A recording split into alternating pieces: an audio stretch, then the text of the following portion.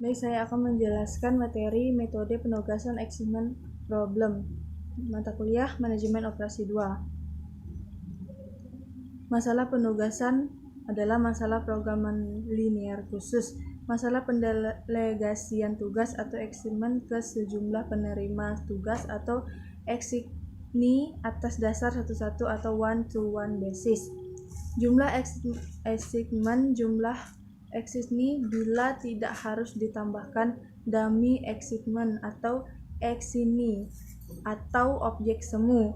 Diperlukan data keuntungan atau kerugian yang ditimbulkan assignee dalam menyelesaikan assignment. Pendahuluan. Masalah bisa minimisasi atau maksimisasi. Tujuan: menjadwalkan setiap aksinya pada suatu assignment sehingga dihasilkan kerugian minimal atau keuntungan maksimal. Kerugian berupa biaya dan waktu. Keuntungan berupa pendapatan, laba, nilai kemenangan. Umumnya diselesaikan dengan metode Hungarian. Pendahuluan. Metode Hungarian yang pada tahun 1916 dikembangkan oleh seorang ahli matematika berkebangsaan Hungaria yang bernama Dekong. Sebagian catatan kasus penugasan dianggap normal apabila jumlah sumber daya yang akan ditugaskan dan jumlah pekerjaan atau tujuan dalam adalah sama. Contoh masalah minimasi. Sebuah perusahaan kecil mempunyai 4 pekerja yang berbeda untuk diselesaikan oleh 4 karyawan. Biaya penugasan seorang karyawan untuk pekerjaan yang berbeda adalah berbeda karena sifat pekerjaan berbeda-beda. Setiap karyawan mempunyai tingkat keterampilan, pengalaman kerja, dan latar belakang pendidikan serta latihan yang berbeda pula, sehingga biaya penyelesaian pekerjaan yang sama oleh para karyawan yang berlainan juga berbeda. Teori pengambilan keputusan. Pola dasar berpikir dalam konteks organisasi. 1. Penilaian situasi atau situational approach untuk menghadapi pertanyaan-pertanyaan apa yang terjadi.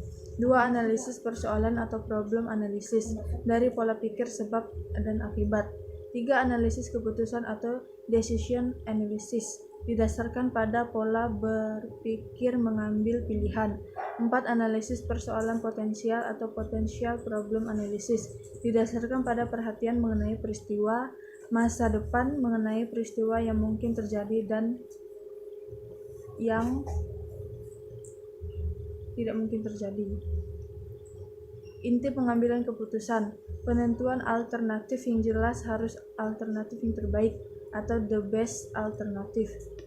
Perumusan berbagai alternatif tindakan sesuai dengan yang sedang dalam perhatian dan dalam pemilihan alternatif yang tepat. Setelah suatu evaluasi atau penilaian mengenai efektivitasnya dalam mencapai tujuan yang dikehendaki pengambil keputusan. Lingkungan situasi keputusan. 1. Lingkungan eksternal terbagi dari sosial, politik, budaya, alam, ekonomi, kuota. 2. Lingkungan internal mutu barang rendah, kurangnya promosi, pelayanan tidak memuaskan, sales atau agent tidak bergairah.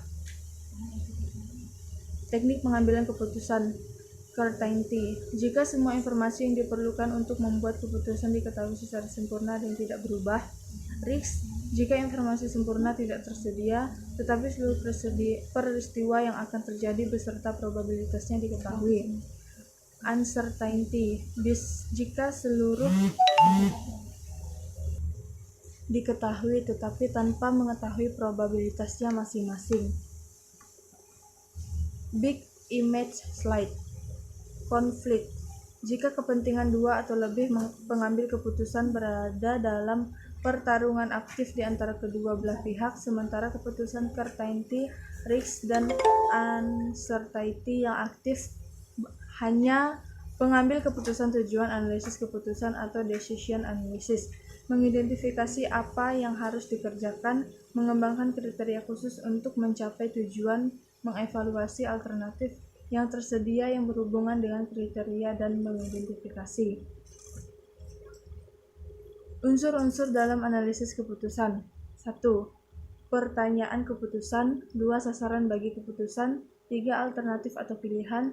4. Konsekuensi pilihan. Langkah-langkah dalam pengambilan keputusan. 1. Rumuskan atau definisikan persoalan keputusan. 2. Kumpulkan informasi yang relevan.